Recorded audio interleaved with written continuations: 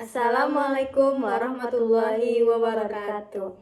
Kami dari kelompok 6 akan menampilkan materi kami. Perkenalkan, nama saya Fuja Nabila Yanda dengan NIM 243555030. Dan saya Suci Kurnia Rahayu dengan NIM 243555025. Baik, materi kami kali ini adalah tentang studi kasus. Studi kasus adalah metode penelitian yang digunakan untuk mendalami suatu fenomena, individu, kelompok, atau situasi tertentu secara mendetail.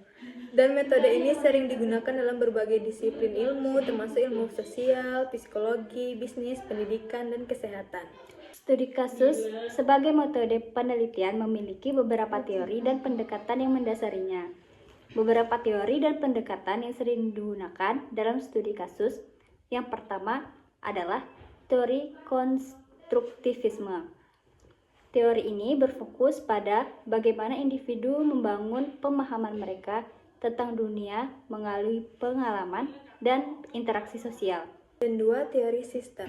Jadi teori ini memiliki fenomena sebagai bagian dari sistem yang lebih besar, di mana berbagai elemen saling berinteraksi. Dalam studi kasus, penelitian dapat menganalisis bagaimana faktor-faktor dalam sistem mempengaruhi subjek yang diteliti. Yang ketiga, teori grounded theory. Teori ini bertujuan untuk mengembangkan teori yang muncul dari data yang dikumpulkan. Dalam studi kasus, peneliti ini dapat menggunakan data untuk mengidentifikasi pola dan membangun teori yang relevan dengan fenomena yang diteliti. Dan 4, teori fenomenologi. Teori ini berfokus pada pengalaman subjektif individu dan bagaimana mereka memahami dunia. Yang kelima, teori interaksionisme simbolik. Teori ini menekankan pentingnya interaksi sosial dan makna yang dibangun melalui interaksi tersebut. 6. Teori analisis naratif. Teori ini berfokus pada bagaimana cerita dan narasi dibentuk dan digunakan untuk memahami pengalaman manusia. Yang ketujuh, teori critical theory. Pendekatan ini berfokus pada analisis kekuasaan, dominasi, dan ketidakadilan dalam masyarakat. Dan 8, teori praktik. Teori ini menekankan pentingnya praktik sosial dalam membentuk identitas dan pengalaman dalam studi kasus. Selanjutnya, langkah-langkah studi kasus, yaitu yang pertama, identifikasi masalah atau pertanyaan, penelitian. Tentukan masalah atau pertanyaan yang ingin dijawab melalui studi kasus. Ini akan menjadi fokus utama penelitian. Yang kedua, pemilihan kasus. Pilih kasus yang relevan dan representatif untuk diteliti. Kasus ini harus memiliki karakteristik yang dapat memberikan wawasan tentang masalah yang sedang diteliti. Dan 3, pengumpulan data.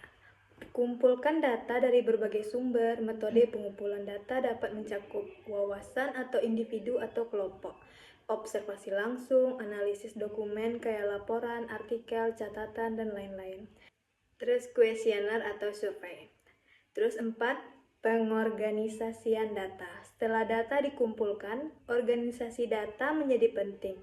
Kategorikan dan klasifikasikan data untuk memudahkan analisis. Yang kelima, analisis data. Lakukan analisis terhadap data yang telah dikumpulkan. Bisa melibatkan identifikasi pola dan tema, perbandingan antara data yang berbeda, penggunaan teori atau kerangka kerja yang relevan untuk membantu interpretasi data. Keenam, interpretasi hasil. Interpretasikan hasil analisis untuk menjawab pertanyaan penelitian. Diskusikan temuan dalam konteks teori yang relevan dan literatur yang ada. 7, penulisan laporan studi kasus. Tulis laporan yang mencakup pendahuluan, kayak latar belakang, tujuan, dan pertanyaan penelitian. 2, metode atau deskripsikan tentang bagaimana studi kasus yang dilakukan. 3, temuan atau hasil analisis data. 4, diskusi atau interpretasi hasil dan implikasi. Dan terakhir, kesimpulan atau rekomendasi berdasarkan temuan. Terus 8, validasi dan triangulasi. Untuk meningkatkan keandalan dan validasi hasil, lakukan triangulasi data dengan membandingkan informasi dari berbagai sumber. Ini membantu memastikan bahwa temuan tidak biasa dan dapat dipercaya. 9. Refleksi dan evaluasi. Setelah menyelesaikan studi kasus, lakukan refleksi tentang proses penelitian. Evaluasi apa yang berhasil dan apa yang bisa diperbaiki untuk penelitian di masa depan. 10. Penyebaran hasil. Sebarkan hasil studi kasus kepada audiens yang relevan, baik melalui publikasi, presentasi, atau diskusi.